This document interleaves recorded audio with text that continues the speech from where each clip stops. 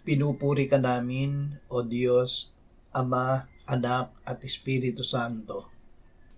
Salamat, Ama, na ibinigay mo sa amin si Jesus na iyong anak, na namatay para sa aming kasalanan, iyong muling binuhay, iniakyat at iniluklok sa iyong kanan sa langit.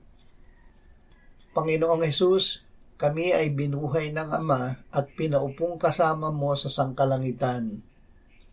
Ginawa niya ito upang ipakita ang di masukat na kayamanan ng kanyang biyaya sa kagandahang loob niya sa amin sa pamamagitan mo. Sa biyaya kami naligtas sa pamamagitan ng pananampalataya.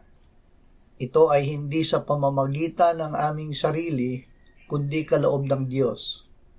Kami ay pinakamahusay na gawa ng Diyos na nilalang sa iyo para sa mabubuting gawa, kaya't magagawa naming umibig sa Diyos at sa isa't isa ayon sa kanyang iniutos.